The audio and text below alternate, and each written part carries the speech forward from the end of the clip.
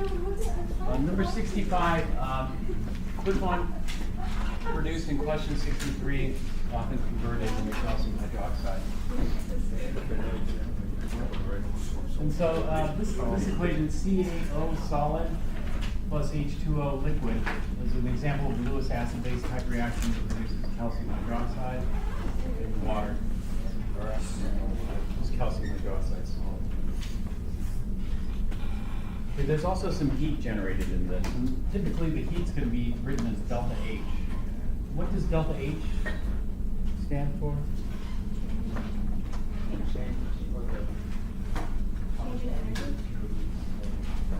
Yeah, we give it a name though. Oh. Enthalpy, right? This is a change in enthalpy, or it's the heat of reaction.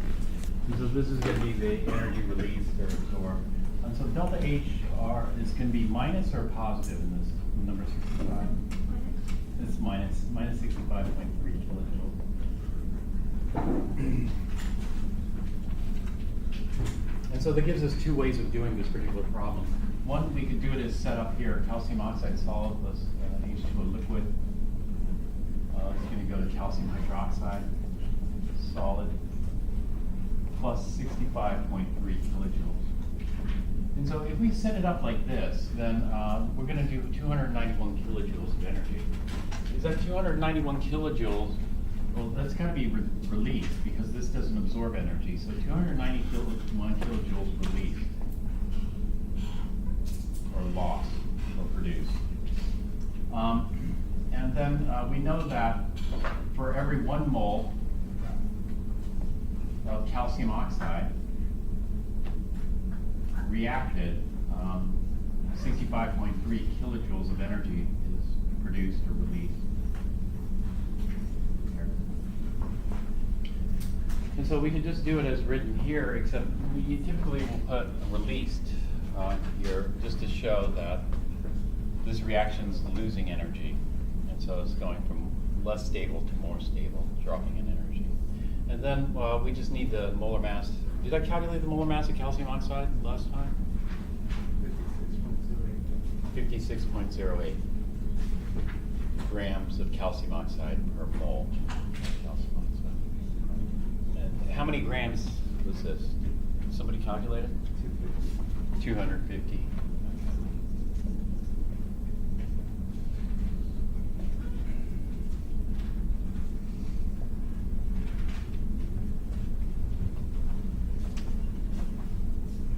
All right, if we do it, that's the way they had it here, except that they didn't label it. Here. What I did was I just said kilojoules, but kilojoules released. Because when you look at this, you can't tell, is that heat that's absorbed or is that heat released or evolved? And looking at this, we can't tell. Therefore, we add a word here. And so when you're doing thermodynamics, we have to keep track of these things. The easiest way to keep track of it is just mathematically. And so in this case, we would have said, okay, it's minus 291 kilojoules. It's minus 291 kilojoules because you're losing. And so let's say you had a $20 transaction at the bank. If you had a $20 transaction at the bank, was that a deposit or was that a withdrawal? If you don't specify if it was a deposit or withdrawal, then you don't know, right? If somebody just said, oh, I went to the bank and there was a $20 transaction, you have no idea. And so we have to either write a statement, $20 withdrawal or $20 deposit, or we use a sign. If we use a sign, it's going to be a negative sign if it's a withdrawal, a positive sign if it's a deposit. Well, what are we going to do? Well, we use both ways, but when the math and the equations get more complicated, then we use a sign to do it. That way we don't have to keep writing these words out. And so in this case, it would be minus 291 kilojoules. This minus sign tells me it's released, evolved, produced. And then the delta H here is that, so we get 1 mole of calcium oxide per minus 65.3 kilojoules. And so here we don't have to write the word. And here we just have to keep track of the direction. problem is some people don't keep track of the direction.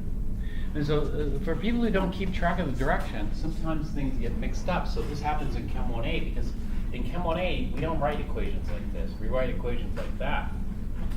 And so somebody, all of a sudden, they have a negative sign here, and they don't compensate for that negative sign here, then they're going to end up with minus 250 grams. So can you weigh out minus 250 grams? No. It would be great because it would be great, if you're on a diet, maybe minus 250 grams of glucose, then cut down, In fact, you just reverse what it just probably ate more than that.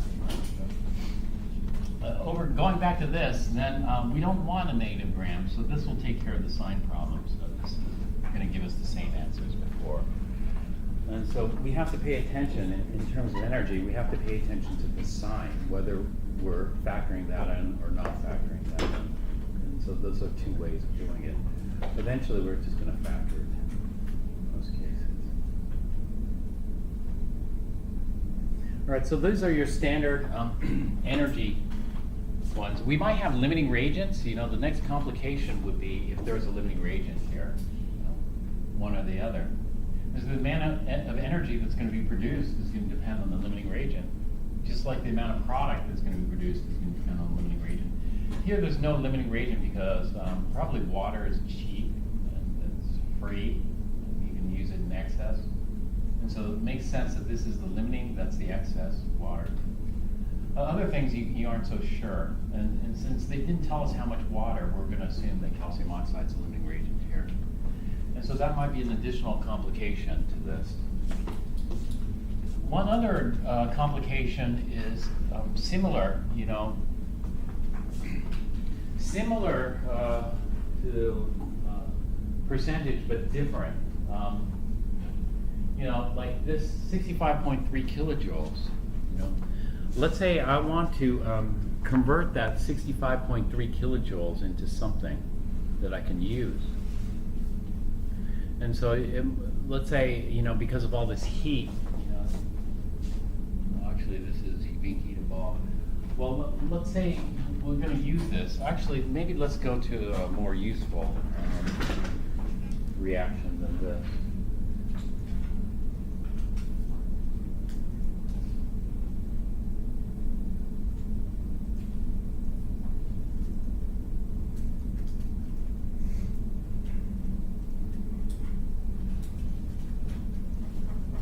Let's take a look at glucose. Glucose is food, the sugar,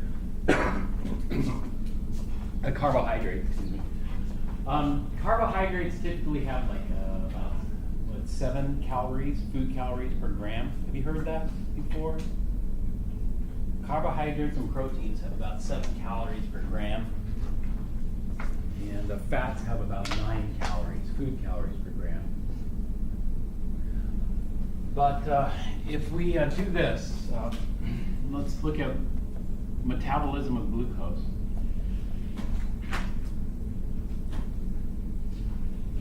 Our bodies can use this glucose to generate energy. Glucose is the formula C6H12O6. It's a carbohydrate. It's a solid. And in our bodies, we'll eat the sugar, let's say, and then we'll inhale oxygen. And what's going to happen is that glucose is going to react until it's completely reacted. What type of reaction does this look like? What type of reaction does that look like? Metathesis, acid-base, or redox? Well, oxygen, you think, what's a common property of oxygen? It's an oxidizer. Glucose is a sugar. Sugar is burned. And so if you were to burn this sugar, it would cause a flame. Well, there's another way to burn this sugar. You could burn this sugar in your body. If you burn this sugar in your body, there's no flame that results. But there are a whole bunch of steps. And then once you completely burn the sugar, what's left over? Water and carbon dioxide. Can you burn carbon dioxide? Can you get some calories out of carbon dioxide? No, And so carbon dioxide is completely, what we call completely oxidized. And so we aren't going to get any more energy beyond this.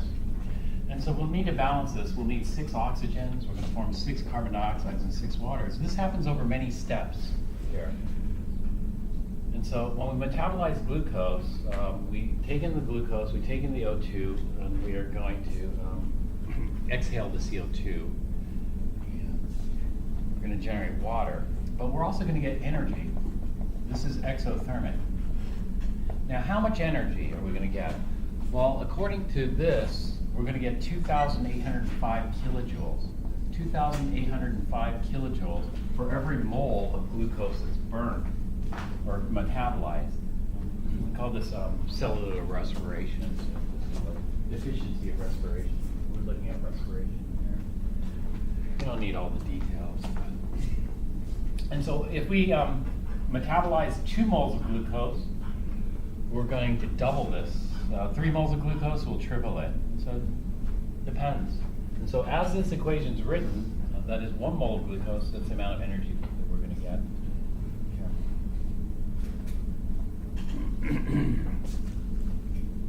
So what can we do with this energy? Well, your body's going to use this energy. And so what do you want to do? Maybe you want to do some exercise. It could be brain exercise. Your brain uses up a lot of glucose, but I don't know how much it uses. So let's do a physics problem. Maybe we're going to use that energy here to climb up a mountain. So let's say there's a mountain here. You're going to climb.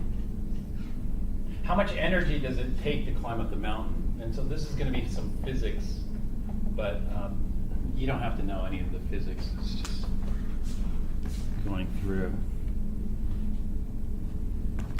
And so if we look at the physics of this, it has to do with gravity. You know, here, climbing down the mountain is going to take less energy than climbing up. Climbing up the energy, we're going against gravity here. Going against gravity, then we're going to have a minimum amount of energy. The minimum amount of energy is like getting on an elevator or having a rope and just pulling you straight up rather than climbing up the face of the mountain. And so the minimum energy required to go from this gravitational energy to that gravitational energy is given by this equation of physics. It's m times g times h, mgh. And so it's going to depend on the mass, you know. How much mass are you lifting? The more mass, the more energy it's going to take to lift. G is a constant. That's the force of gravity, the gravitational constant. H is the height. You know, the higher you climb, the more energy it's going to take. But this is the minimum amount of energy. If we're going to climb a mountain like this, we're probably going to need more. So let's guess. We're going to guess we're going to take 4 times the minimum to climb. That's a complete guess. I don't know how many times more. But it can't take less than this. And so this is maybe a reasonable guess, 4 times minimum. And so the energy that's going to be required, to climb this mountain is going to be 4 times mgh. mgh is an equation that comes from physics. And so let's calculate the energy that's going to be required. It's going to be 4 times, okay, what's the mass? And give me a mass in kilograms of a person. 70 kilograms? All right. Go with 70 kilograms. So 4 times, and then G's a constant. G is 9.81, and the units here are strange. It's meters per second squared. And this is the gravitational constant. So you can just look this up online, gravitational constant here on Earth. How high do you want to make this climb?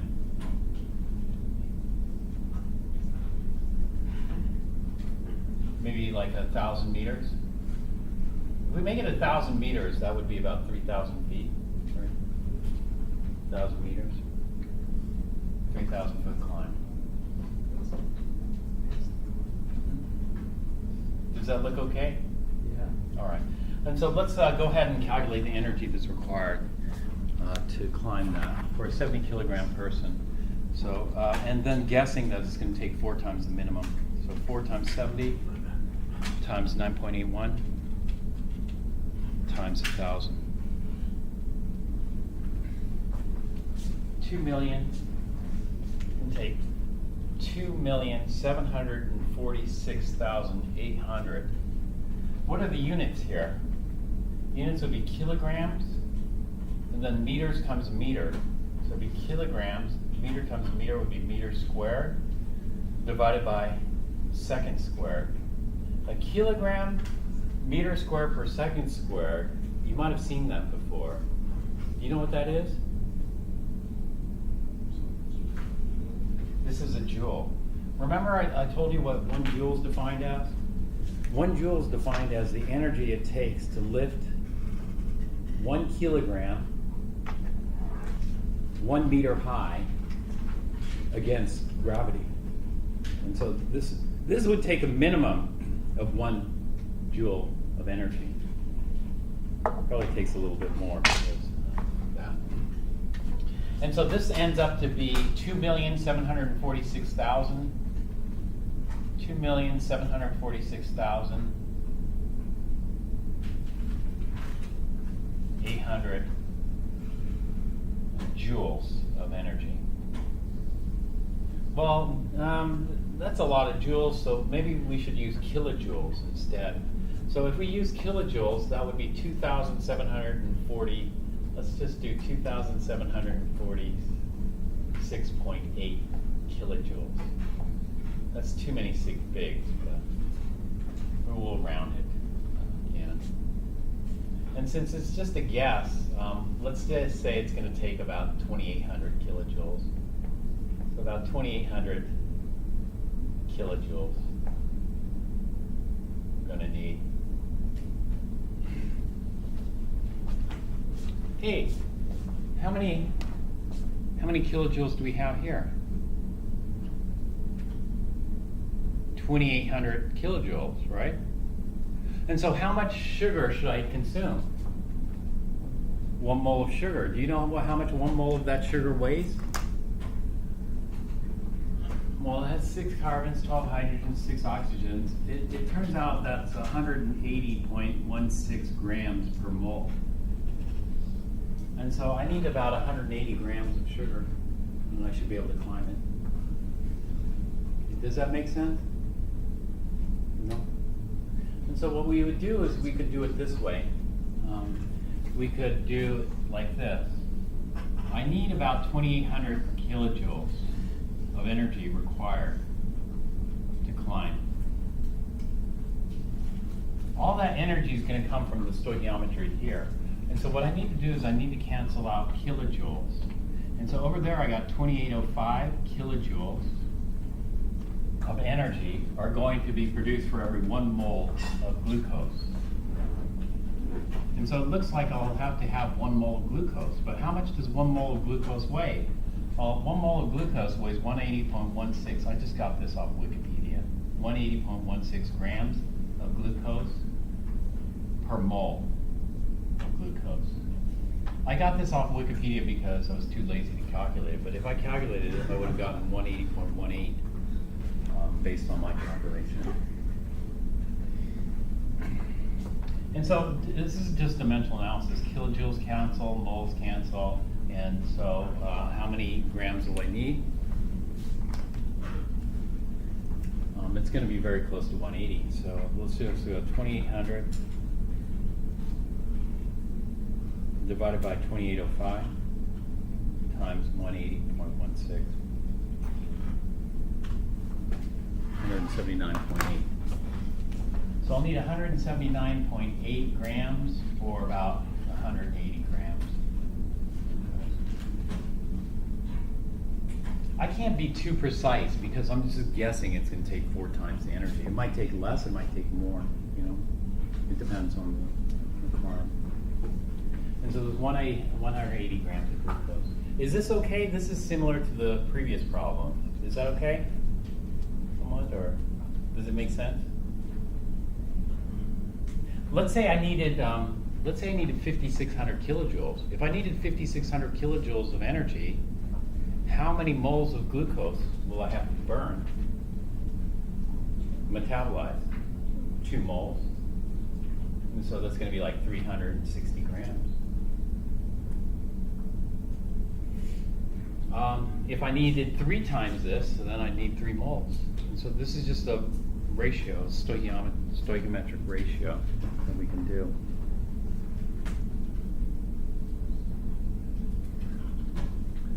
So are you okay with this one, this calculation? All right, now let's complicate things. We're going to complicate things because it turns out the efficiency of total glucose metabolism is only 39%. Even though this much heat's generated, this much energy is generated, but I can't use it all because your body is not going to eat the sugar, and all that sugar is going to be converted into what we call work. Only 39% of that energy we can use for work. 61% of the energy is just converted into heat. And so that's a problem here. And so what we're going to do is we're going to redo this. This would be if we had 100% efficiency. If we had 100% efficiency, and we didn't waste any of that energy, then we just have to consume about 180 grams of glucose. But if you already know 61% of that energy is going to be, quote, wasted as heat, and only 39% of the energy is going to be used in making the climb, then we better eat a lot more glucose. Now, how much more glucose should we eat?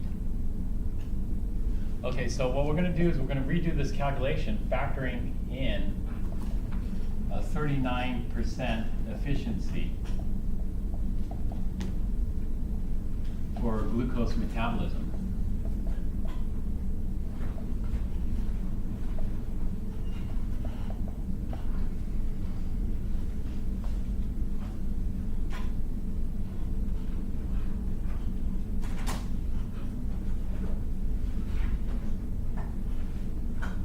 Okay, so what it boils down to is this. When you metabolize the glucose, this is the biochemistry, but you end up with 36 ATP. These ATP are like the fuel for your body.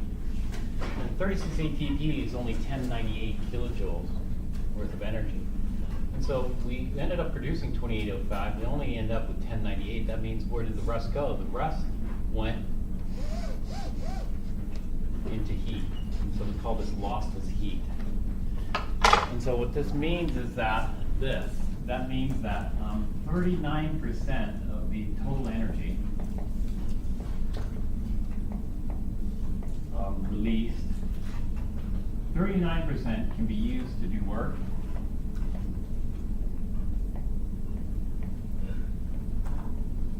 61%, although you need the heat, so it's not a total loss. Lost as heat, but you can't use the heat to power you up the mountain. The heat's not going to drive you in a locomotion sense. And so if we factor that in, then that means only 39% of the energy, of this energy that's produced per mole, can be used to climb the mountain. Therefore, how much glucose will we need to consume? And so let's redo the calculation. If we redo the calculation, then we still need 2,800 kilojoules to climb the mountain, right? So 2,800 kilojoules is required to climb. And so in terms of a percentage, how should we deal with this? Well, in terms of a percentage, then that's the actual amount of kilojoules I need to do the work. And so we can call this our actual yield. And then we'll have 39 kilojoules worth of energy that's actually usable for every 100 kilojoules that's produced. And so this would be our theoretical yield here, or total yield. And so in other words, we're going to have to produce more energy, right, so that a lot of it can be lost as heat. And then for every mole of glucose, we get 2805 kilojoules worth of energy. So this would be the total, or the theoretical yield in energy.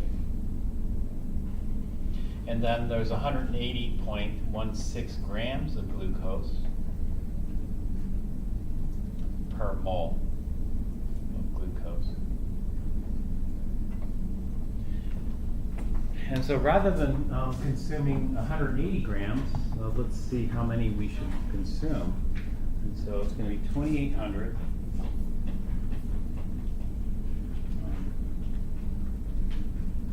times 100 divided by 39 divided by 2805 times 180.16, 461.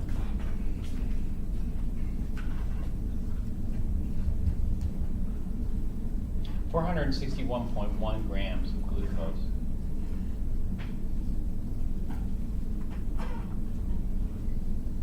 Which is a lot more.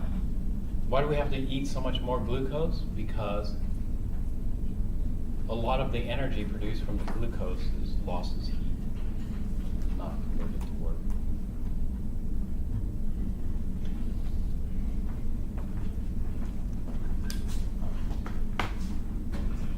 All right, so this is an energy problem with a percentage thrown in there as well.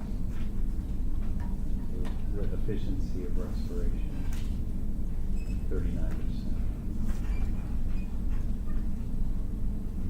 While glycolysis efficiency is 2.5%. Gasoline engines, the efficiency is 30%. So our bodies are doing better than gasoline engines.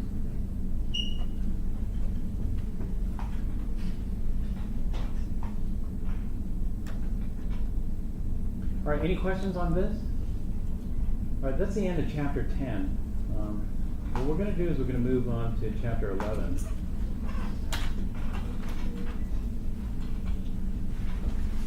Chapter 10 is really important, all these quantity relationships, chemistry, and it's important to be able to calculate the quantities involved.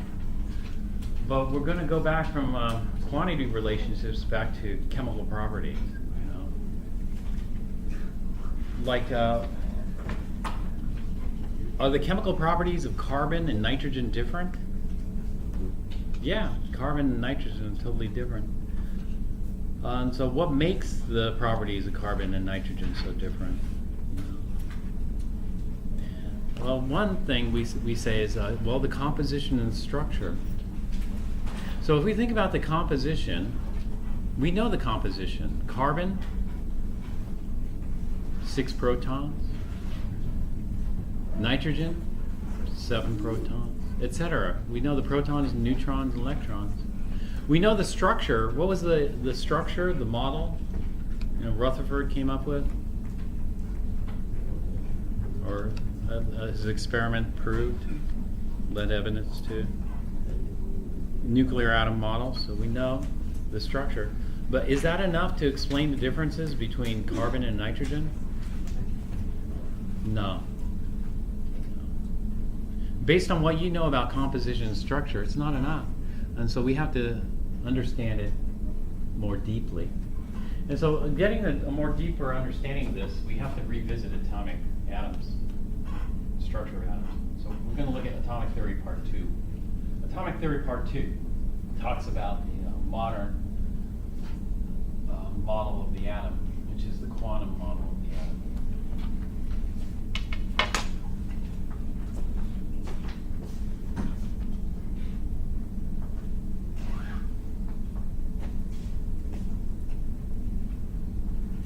So,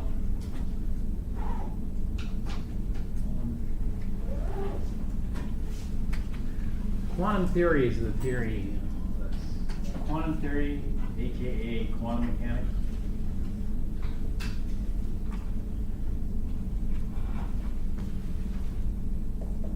Pretty much the theory of chemistry.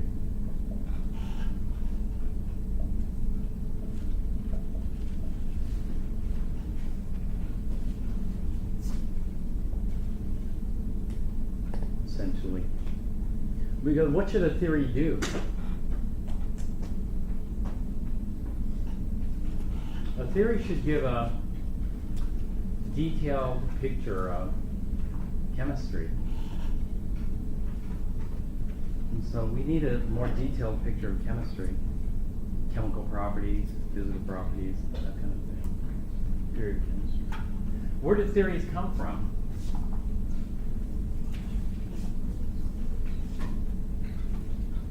I heard an interesting thing, or an interesting talk. You know, where does the scientific method start? Does the scientific method start with a hypothesis? Some people say the scientific, actually a lot of people say the scientific method starts with a hypothesis. But others would argue that if you start with a hypothesis, then you're venturing into the realm of, they call it, you're venturing into the realm of pseudoscience. And that's a little bit extreme. Do you know why they say that you're venturing into the realm of pseudoscience? Because a lot of people who start off with a hypothesis want to test the hypothesis. When they design tests for the hypothesis, they're looking for things that kind of prove their hypothesis, so they're already biased. When they're already biased, then they're thinking that's pseudoscience because you're already going in there with a mentality that this is how it should be, right? But that's a little extreme. I wouldn't say that. Because when people say they come up with a hypothesis, they aren't giving you the whole picture. When people come up with a hypothesis, then they have to have a pretty good idea of what's going on. Otherwise, it's impossible to come up with a hypothesis. Very difficult. Can you hypothesize the theory of chemistry right now for me? Can you hypothesize why carbon atom behaves so differently than the nitrogen atom? How impossible is that? That's so impossible. I can come up with a hypothesis, and I've seen a number of hypotheses. This guy, he came up to me in my office. This happened maybe 5 years ago. He brought a book, his self-published book on the theory. And he didn't believe in atoms, actually. There was something else that he spent his whole life working on this book. He retired. This book was like 500 pages long. He asked me to review it. I didn't make it very far because of that, but basically he hypothesized the existence of these invisible kind of forces. Maybe he's right. Maybe we're all wrong. You got to keep an open mind about this type of stuff. But anyway, so I can't. There's no way I can hypothesize why carbon and nitrogen are different. And so how can you start like that? I don't know how you can start like that. Maybe. There are other people who are talking about science. Science is like, science. Then what scientists do is they take other people's work and then build up another step in the ladder or the staircase in science. And this is how scientific breakthrough. And then some people will bypass a whole bunch of steps and come up with some significant breakthrough. And oftentimes people will say they're scientific geniuses or something like that, but really science is pretty incremental. It goes in steps like this. And so that's what happened with quantum mechanics. It wasn't like some genius guy had this idea, oh wow, quantum mechanics, I'm going to hypothesize that. It happened in steps, in these little steps. And when you look at these little steps, then each of them is a progression of things that happen. And so where do most theories come from? Not all theories, but where do most theories? Sometimes people just out of the blue hypothesize something. But where do most theories come from? Observations. And so the theory of chemistry, quantum mechanics, came from observation of light and matter. How light interacts with matter is called spectroscopy.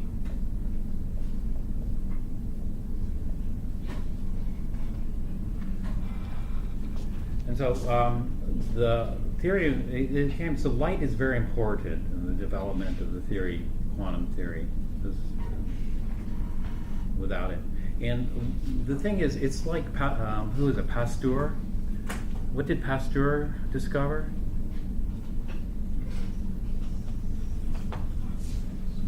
Pasteur? Not mercury. Was it Pasteur? Who discovered penicillin? Penicillin.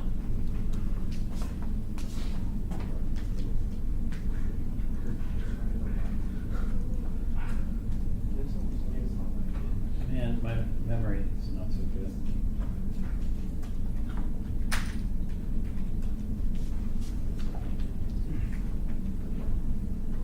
Fleming, sorry. Fleming discovered. Pasteur was chemist. So Fleming discovered penicillin. But why did he discover penicillin? Because he noticed something unusual, right? Do you know the story of the discovery of penicillin? It's because I think they were headed off for the weekend and they didn't want to wash the glassware, so they just let it sit in the sink. You know, the cultures. And they noticed that some cultures, all the bacteria were dead, and they didn't even wash them. So what caused it all to die? Well, I guess fungal spores landed on the culture, killed off all the bacteria, and figured out what those spores were. Did you hear something like that? And so it's because of unusual things. Well, unusual things are going to favor the prepared mind, because somebody might not recognize that as being unusual, right? Somebody might say, "Hey, that looks normal," you know, dishes, dirty dishes in a sink. That looks normal, right? But it was Fleming who noticed, hey, there's something unusual about that. Well, the same thing here. You know, some people might have noticed these light patterns, these light interactions with matter as being nothing unusual. This light interacting with matter, but somebody who knows about light will say, okay, this is these unusual light patterns. Unusual light patterns. Just like Fleming probably noticed there's some unusual cultures, bacterial cultures. And so we got unusual light patterns. These unusual light patterns led to some kind of pattern. There's a mathematical pattern to these unusual light patterns.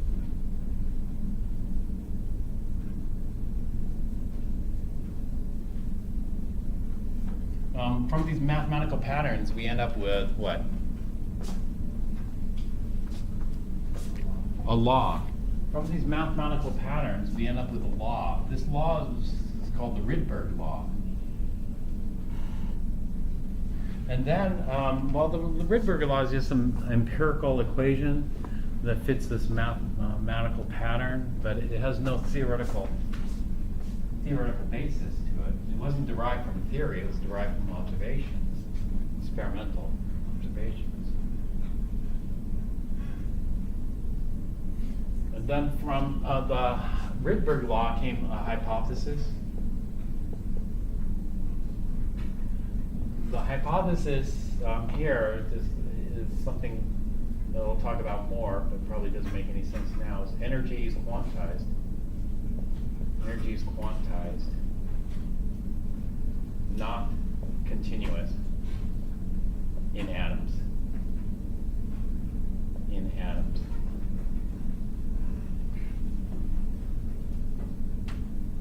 And then that led to a theory. The first theory is Bohr theory. But Bohr theory turned out to be wrong. Not 100% wrong, but pretty wrong. And then Bohr theory was replaced with quantum mechanics. But something happened between here. There are some additional developments, some additional observations. And so the additional observations that came about was something called wave-particle duality and the Heisenberg uncertainty principle.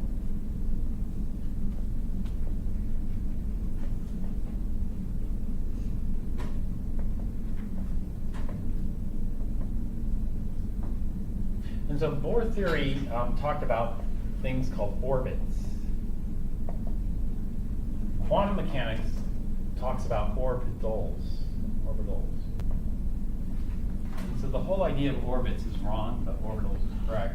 And so this is kind of the broad outline of the development of quantum mechanics. And this will help us understand the differences between carbon and nitrogen to a degree. In fact, the whole periodic table is based quantum mechanics. Although, you know, the whole periodic table, did they know quantum mechanics when Mendeleev started drawing out the periodic table? Did he know anything about quantum mechanics? No. The periodic table came from experimental observations. Those experimental observations, we want a deeper understanding of those, and that's what quantum mechanics is about.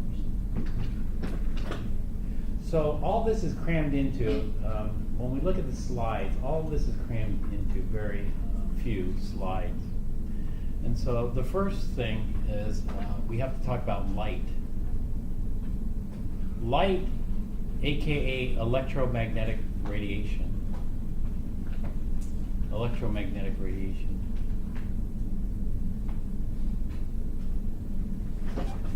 That's light. And so first let's talk about light, and then we'll talk about the usual pattern, and then we'll talk about the unusual pattern, and then we'll skip a whole bunch of stuff and then go straight to quantum mechanics probably. I'll skip most of it because your book, your book is going to leave a lot of holes in the whole story. So it's okay if you just have a general gist of it. But there's lots of different forms of light. You know, light isn't just the light you get from a light bulb. And therefore, electromagnetic radiation might be a better way of talking about electromagnetic radiation.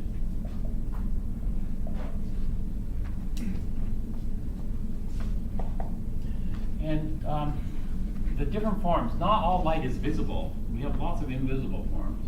And so we have gamma radiation. Gamma radiation is high energy light. This is the highest energy light that we're going to talk about. And then a little lower in energy is X-rays. Lower in energy than X-rays is ultraviolet, UV. And then we have violet light, we have indigo light, we have blue light, we have green light, we have yellow light, orange light, red light. Violet, indigo, blue, green, yellow, orange, red light, we can see all these colors, so this makes it visible light. And in fact, this is the only radiation that we can see. All the others are invisible to our eyes. One way of these are the colors of the rainbow. One way of remembering it is it goes Roy G. Biv. Going from red. Red is the lowest energy visible light, to violet, which is the highest energy visible light. And then ultraviolet's on the other side of violet. On the other side of red is infrared, IR, infrared. And so we got infrared at red and ultraviolet at violet. And then below infrared we have microwave. Below microwaves we have radio waves / TV. So radio waves and TV waves, these are the lowest energy. The highest energy are the gamma rays and X-rays. What can the light do? Well, what light does is, they call it electromagnetic radiation. Electro comes from electric fields. And so when we think about light, we think about not just electric fields, we think about oscillating fields, like this. Oscillating fields. These are waves. Think of waves.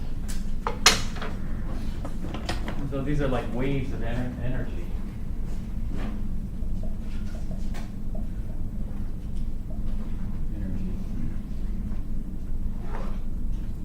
And so how fast do these waves move? How fast these waves move is called the speed of light.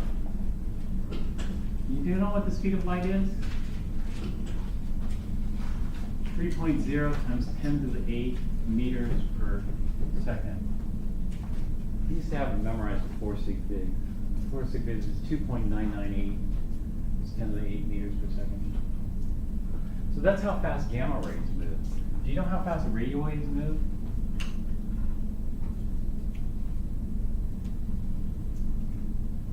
Gamma rays move at the speed of light. Do radio waves move at the speed of light? Or do they move slower than the speed of light? You would think it's slower, but do you know that radio waves move at the speed of light? And so the speed of light, this is a constant. And we call it c. Speed of light is a constant. And so the radio waves move just as fast as the gamma rays, which is surprising. If the radio waves are moving just as fast as the gamma rays, then why are the gamma rays so much more energetic than the radio waves? It has to do with something called frequency and wavelength. So let's take a look at wavelength. Wavelength is given the symbol lambda. Here. And you can see it here. If you look at radio waves, this is the wavelength down here. If you look at radio waves, like FM radio waves, AM radio waves,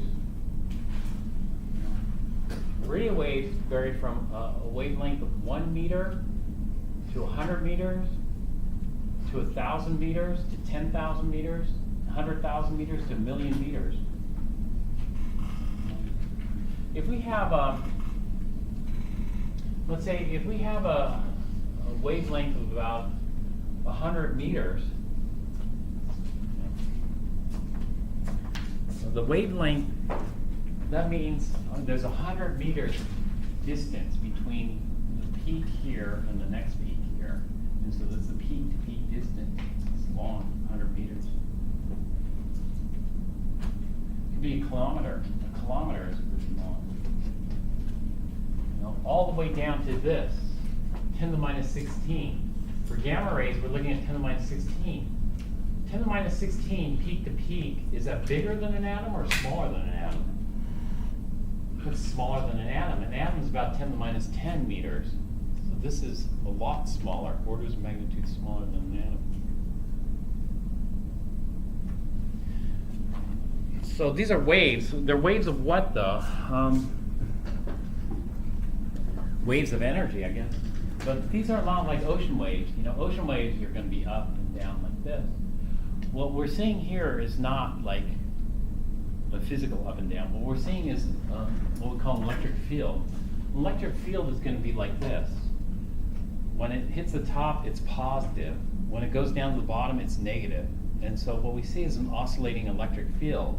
And so if you're standing in front of one of these waves and the wave hits you, it's going to hit you very fast, because 3 times 10 to the 8 meters per second is how many miles per hour? It's 186,000 miles an hour. So this wave is moving at 186,000 miles an hour. It hits you. What do you feel? Well, you're going to feel the oscillating electric field. It's going to go positive, negative, positive, negative. And these two waves are moving at the same speed. So gamma rays are going to be like this. They're going to oscillate very fast, positive and negative. Whereas radio waves are going to oscillate a lot slower. You know, slower and fast is all relative. We call one oscillation a cycle. If we had one oscillation in 1 second, we call it a hertz. A hertz. A hertz is 1 cycle per second. Well, you know, if you're listening to FM radio, what is the frequency of the FM radio? Is it a hertz, or is it a megahertz, or a kilohertz? AM radio is kilohertz, so that's 1,000 cycles in a second. FM radio is a megahertz, that's 1,000,000 cycles in a second. Well, 1,000,000 cycles in a second is still considered low. And so what we have here is this. Gamma rays are going to have a very short wavelength. Microwaves, radio waves are going to have very long wavelength. And then when we go to frequency, frequency is how many oscillations you have in a second. Frequency is given the symbol U, NU. And so if we have a short wavelength, we're going to have a very high frequency. That is, it's going to oscillate very fast. If we have a long wavelength, it's going to have a low frequency. And so it's going to be oscillating a lot slower. And that's the electric field part. There's also magnetic field part to this as well. That's perpendicular. So an oscillating magnetic field would be north-south, north-south. You know, it's like you'd be flipping a magnet back and forth, north and south pole.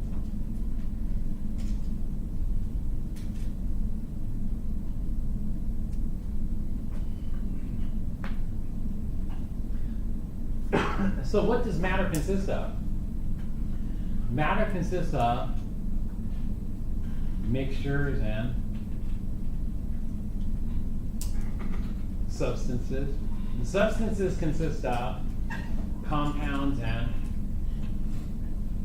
elements, and compounds and elements consist of atoms, and atoms consist of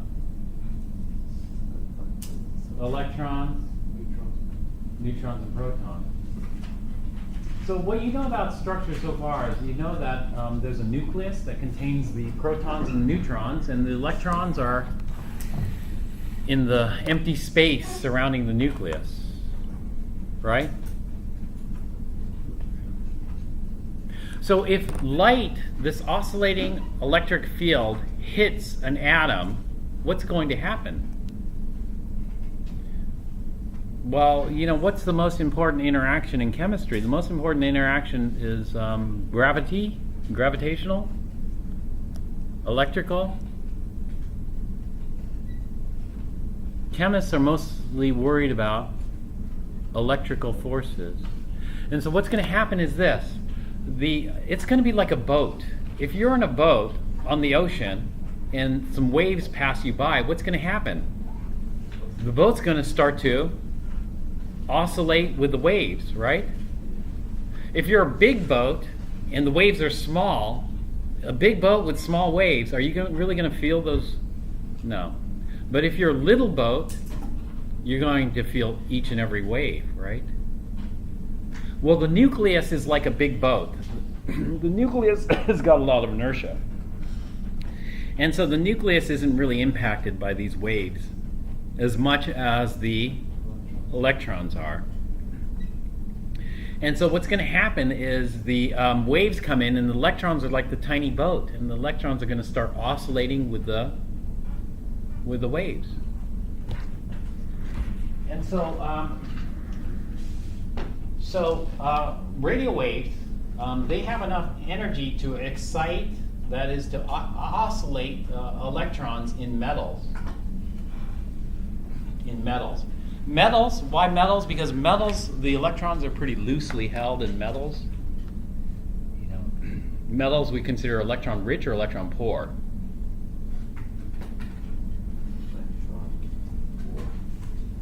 Like lithium, for example, is electron poor. Lithium metal.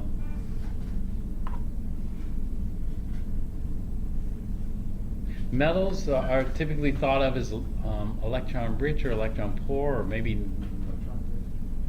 electron rich. Yeah, lithium's a good reducer. Lithium doesn't mind losing its electron. Lithium metal, that is. And so metals are electron rich. And so metals have electrons that are easy to excite. That is, I don't know if you know old cars. If you know old cars used to have an antenna sticking out like this. And oftentimes the antenna would be broken. And then your reception would go really bad. And so rather than buying a new antenna was expensive. People would make do, like, you know, they'd kind of try to come up with some idea. One of the ideas that you used to see, I used to see this a lot, but I never see this anymore because this is the olden days. In the olden days, people would get a metal clothes hanger and jam it into their antenna thing, and you see people driving around with a metal clothes hanger sticking out of their car, but they're getting decent reception, right? Because electrons in metals are easily excited by radio waves. But what if I was thinking, what if they use a plastic hanger instead? If they use a plastic hanger, would that work okay? That wouldn't work okay because the electrons in a plastic hanger are tightly held, you know? And so they aren't so easily excited. And so, yeah, so radio waves can excite electrons. Have you ever tried to put a metal into a microwave? Don't do it. Yeah, don't do it because, well, what happens if you put metal into a microwave? You get sparks. You get sparks. Why are you getting sparks? Because the electrons are getting a little bit too excited, right? You don't want the electrons to get too excited because then they can get knocked out. But you know what? Well, microwaves, you're not supposed to put metals in there. You're supposed to put what? You can have metals in there. Watch out, because some metals aren't obvious. So, for example, I put in a mug into a microwave once, and I took it out, and I got burned, badly burned. You know, I got badly burnt because it turned out the glaze on the ceramic contained a lot of, I think it was cobalt or something. Cobalt has a lot of electrons, doesn't it? No, I guess not that many, 27. It contained something else. Maybe it contained lead, I don't know. Lead has a lot of electrons, so it would get very hot in a microwave as it heats up. So you got to watch out for certain glazes, because they might have metals which have electrons in them. But what microwaves do is this. Not only do atoms have negative things called electrons, but water molecules themselves. You know, water molecules, when we think of a water molecule, we think of a neutral molecule, but it's not totally neutral. One end of the molecule, the water molecule, is electron rich, the oxygen end, and we give that a delta minus symbol. And the other end is electron poor, which we give a delta plus. And so one end of the oxygen is more rich. Well, obviously the oxygen, because it's -2, right? And the hydrogens are poor, it's +1. And so what can happen in a microwave is this. It doesn't excite the electrons here. What happens, because electrons are tightly held, what happens is it excites the molecule. So as the field is oscillating here, the water molecule starts oscillating. And so what microwaves do is they rotate small molecules, if they have some kind of charge like this, rotate small molecules. Infrared, what infrared does is, if you look at the hydrogen is positive, the oxygen is negative, and so what happens is, if an electric field is like this, then the positive and negative are going to start vibrating. And so what IR does is it vibrates molecules. That is, the atoms start vibrating relative to each other because of the difference in charges on those. What visible light does is, visible light excites electrons in matter in general. And so there are things that where the electrons are more tightly held that can excite. So this white stuff, no. But the black, yes. You know, the blue, yes. The yellow, yes. You know, when you see a colored object, it's because the light is exciting electrons there. And so some of the light's being absorbed, resulting in a color. You know what UV does? UV excites bonds a little bit too much.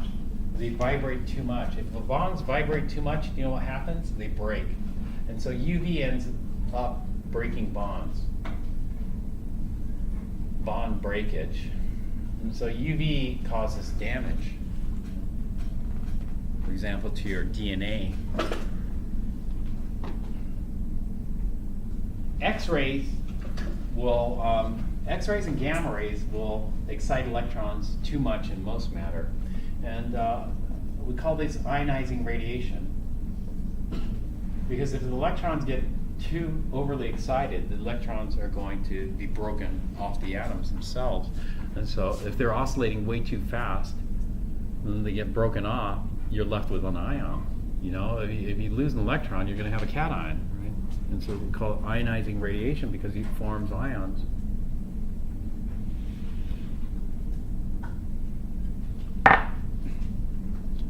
So that's that. How do we measure this? Usually what we do is we measure something called the spectrum. So from spectroscopy, we get a spectrum. Do you see this? This is the visible spectrum. This visible spectrum, actually, have you heard of the solar spectrum? Take a look at the solar spectrum. Well, actually, let's take a break now.